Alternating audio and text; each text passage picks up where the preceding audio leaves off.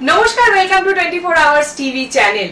প্রত্যেকদিন দিনভর 24-এ আমি মৌসুমী যেরকম নতুন নতুন ব্যক্তিত্বের সঙ্গে আপনাদের পরিচয় করাই, সেই রকমই আজকে কিন্তু আমি আপনাদের মানে বাঙালিদেরকে নিয়ে মানে মনটাকে নিয়ে চলে যাব সুদূরে। কারণ আজকে আমার গেস্ট অফ অনার আমার সঙ্গে উপস্থিত রয়েছেন মিস্টার স্বরূপ ভট্টাচার্য ফ্রম কিংস ট্রাভেলস। নমস্কার দাদা, welcome to 24 hours TV. Thank you আমাদের এখানে আসার জন্য। বলুন। তো সরাসরি একটু জানতে চাইবো, এই যে বাঙালির পায়ের তলায় সর্ষে, ভ্রমণ পিপাসু বাঙালি, দীঘা, পুরী, দার্জিলিং এর বাইরে কিংস ট্রাভেলস কিন্তু বাঙালিকে নিয়ে গিয়েছে বহু জায়গায়। তো কিংস ট্রাভেলস এর এই যে জার্নি, এই যে ঘুরতে যাওয়া, বেড়াতে যাওয়া, এই স্ট্রেসফুল লাইফ থেকে মুক্তি, এবং তার সাথে সাথে যদি সেটা হয় বাজেট ফ্রেন্ডলি, সেটা ট্রাভেলিং মোড বা ট্রাভেলিং মিডিয়াম গাড়ি থেকে শুরু করে থাকার জায়গা, তাহলে কিরকম হয়?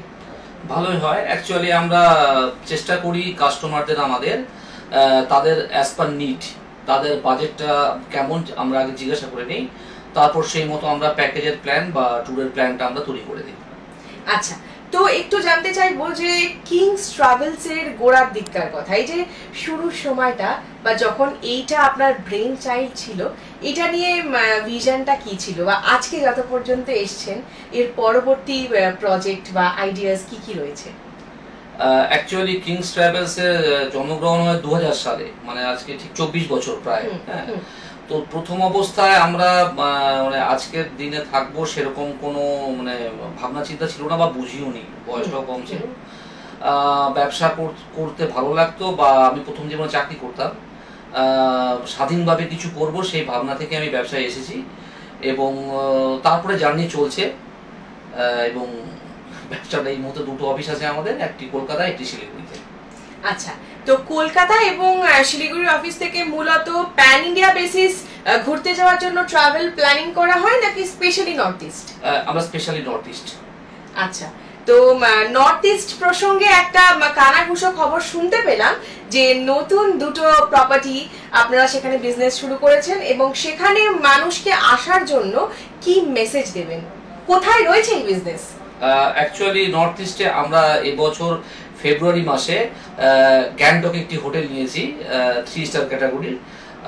তাতে 15টি রুম আছে, 15টি রুম আমরা টোটাল সেল করছি। তার মধ্যে 6টি ভিউ ফেসিং আছে, হিল ভিউ ফেসিং আছে, এবং একটু এমজি মার্গ থেকে জাস্ট 2 কিলোমিটার আগে, যাতে একটুখানি কাম এন্ড কোয়াইট আছে।